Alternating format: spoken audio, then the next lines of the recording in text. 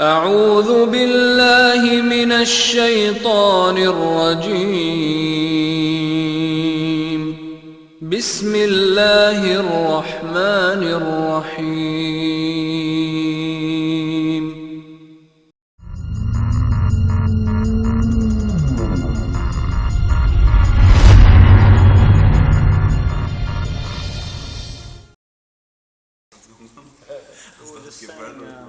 Today,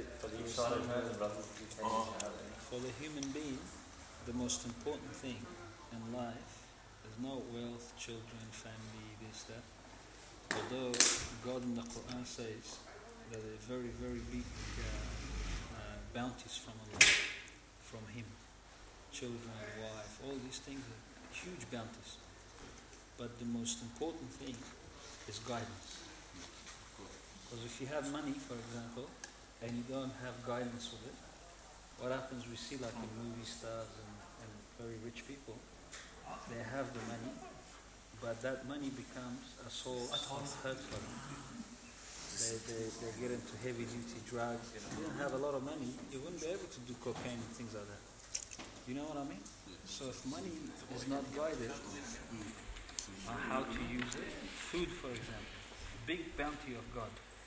But if food does not, look at the disasters that are people living through just with food. The amount of heart disease, all these things that are attached to food, although it's a big bounty, it's a beautiful bounty of God. So guidance is the most important.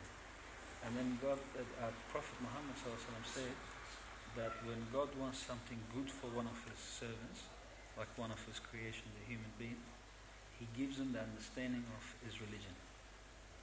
Because Islam tells us how to be with everyone in our life. What is our connection with our Creator? What's in our connection in regard to us, ourselves? And what is our connection in regards to people around us? If a person doesn't have that, then what happens is we see the outcome of it, and people have maximized in all offices of life. Like for example, you see, we were saying, the rich people, the famous people, the ones with everything that people have, you can get. People have got it. You got rich people. If you ask them, have you reached that? Is your heart happy with where you are? They will all say no. A movie star will say, maybe with the next movie. You know, when I make this particular movie, the rich guy will say, when I make the next million. The singer will say, when I bring this new. Always people think that God says that it's got like happiness, contentment is not there at all. It is all actually in His religion. Because once you're dealing with people get good, your understanding of who you are, what is your rights on yourself, what's the right of God, once you live according to that, then naturally life's going to get good. True?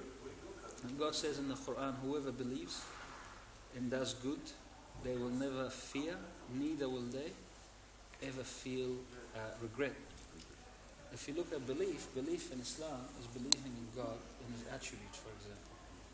When we say we believe He's our sustainer, we believe He's our protector, we believe He's the one that looks after us in all aspects of our life.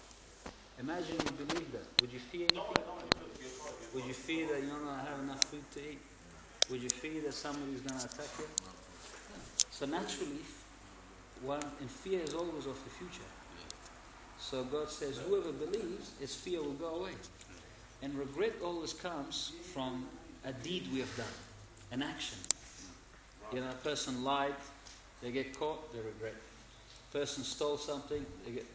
You know, if a police walks in here, if one of us have stolen something, straight away the one that has stolen will fear that that guy is there to take me. So he lives always with regret. Right? If somebody says, oh, so we found the thief, that guy will panic. If we say we found the liar, it might not be even him. So a person who does bad deeds always lives with regret. Yet God said that real happiness is between belief and do good. And this is the whole thing of Islam. So the point I'm making is that the fact that God has given you guys this is a gift from God. And Islam, you owe it to no one. Like you're here, okay? We might be able to help you out with something, but you owe us nothing.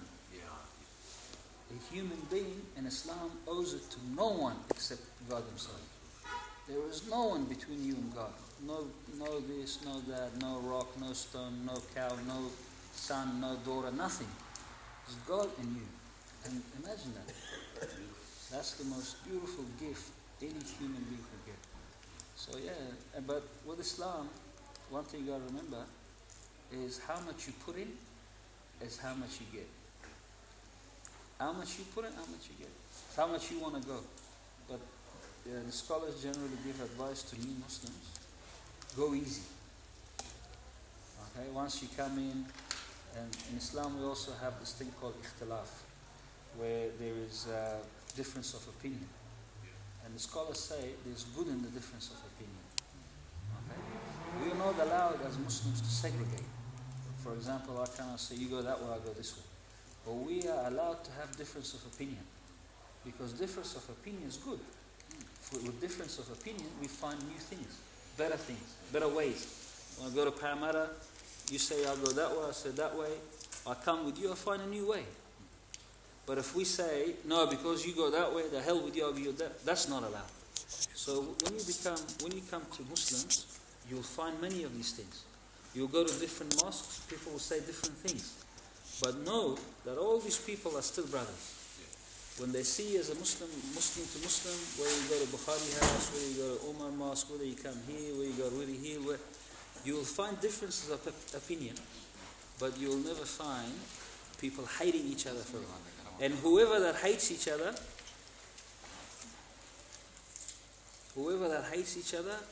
that should be a sign for you that you should not hang around with people like that. Whoever preaches hate against another Muslim, saying these are like this, like that, then walk away from them. Because the Muslim, and you'll find that, that's what I'm telling you. Inshallah. But other than that, all these brothers are your brothers. Truly your brothers. And we were just saying before, just the brother said, he said, there's so much love between us here, because we say staying here for itikaf. And it's very difficult to stay with a bunch of boys in a place and not get into a puncher. But the only reason we don't is because we don't do it for the sake of who he is, what is his job like, what money he has, because it's for the sake of God, we put up with it. So the same, today these guys and 1.6 billion other Muslims are like your brother and sister. So you got a huge family all of a sudden overnight. So inshallah, I hope everything goes well. James, he has not said his Shahada, he's still in the process of understanding the Islam. He's still in the process of trying to, he wants to learn more about it, is that right? Yeah, he wants to learn more about it so he understands Islam and then to say the Shahada. One thing with Shahada, see the thing is, when you say Shahada, you're not bound by anything. That's one thing you got to realize. For example, when you say Shahada, doesn't mean that tomorrow you found a fault in Islam, you can't leave.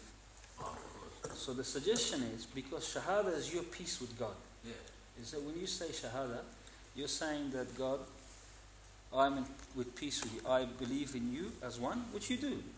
Sure, everybody does. Anyone with a sane mind would know that there must be one God, otherwise the whole system will not run so perfectly, right? Of course.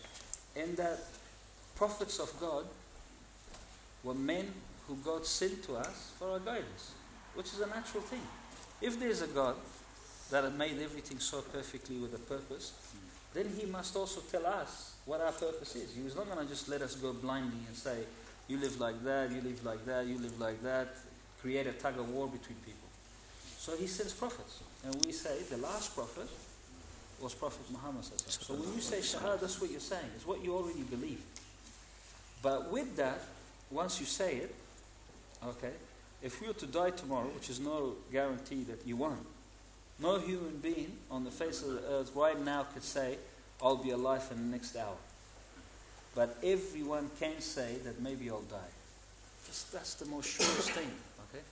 So that's why the scholars suggest that for everyone to say the Shahada.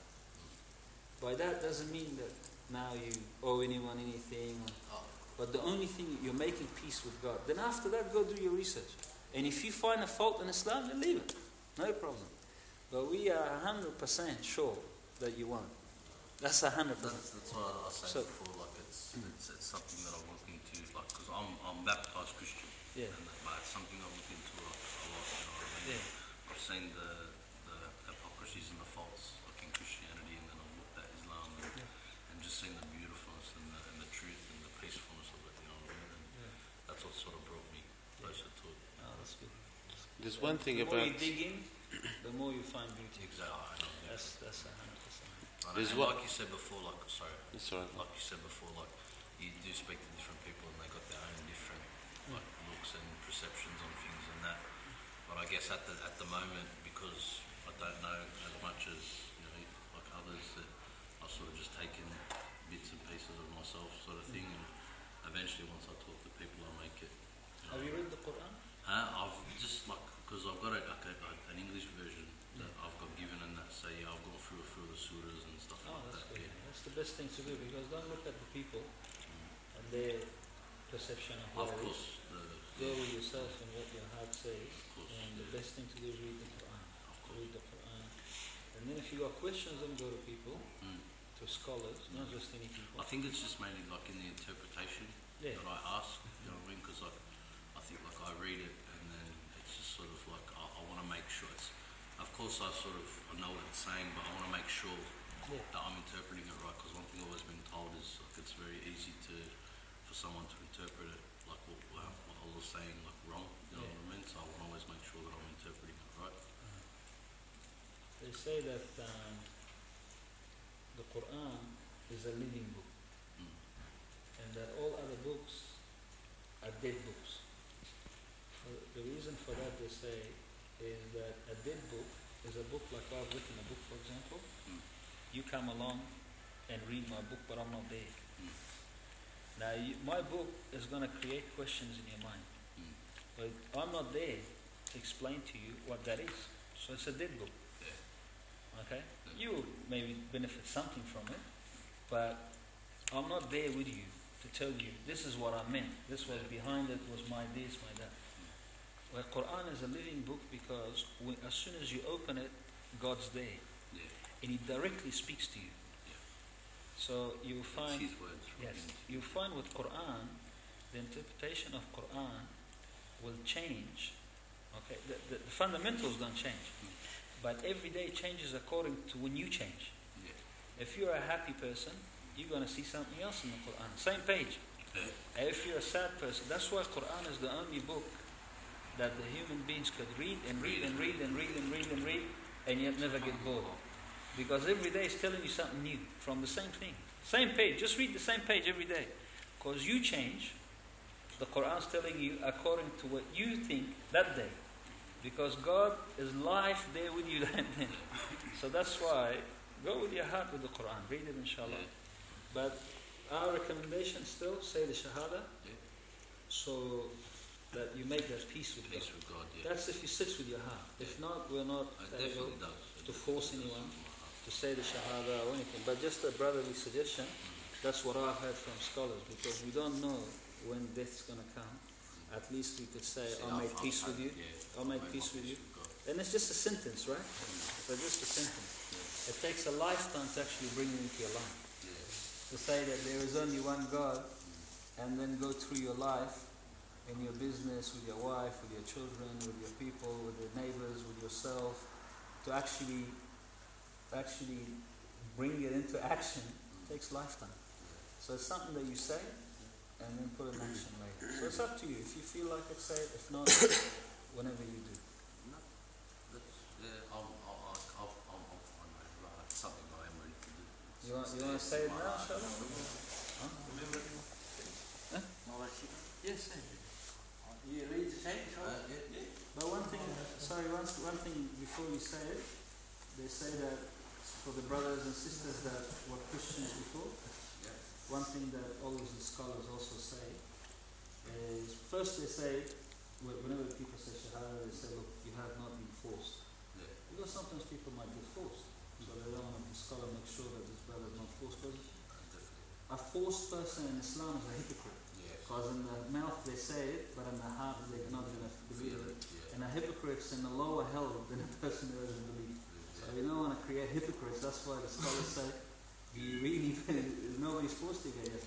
Another thing to the Christian brothers and sisters they say is that do you feel and believe that Jesus is not the Son of God, but a prophet of God and a messenger of God? That's it. And then you can repeat what he says and he'll tell you the meaning of it, inshallah. So what I'm just about to say to you, no one has forced you on this to say it, and you're doing it for your own goal, is that right? Okay, inshallah we're going to start. It's Ashhadu an la ilaha illallah wa ashhadu anna Muhammadan abduhu wa rasuluhu. The meaning is that I bear witness. You just repeat after me. I bear witness. There's no any other God except Allah, and the Prophet Muhammad, peace and blessing be upon him, is the final messenger and the slave of Allah. And Allahu Akbar. Allahu Akbar. Allahu Akbar. Allahu Akbar. Allahu Akbar. Allahu Akbar. Now you scare the poor guy. Give him a hug, everybody. We have to give him a new name too, right?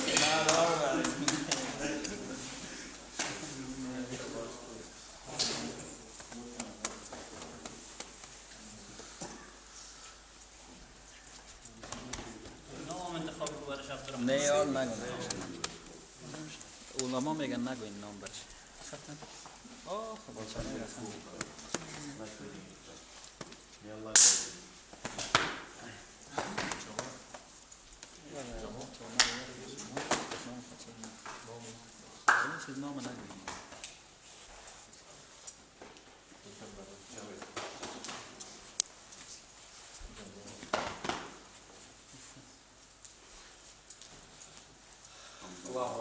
Allahu Akbar.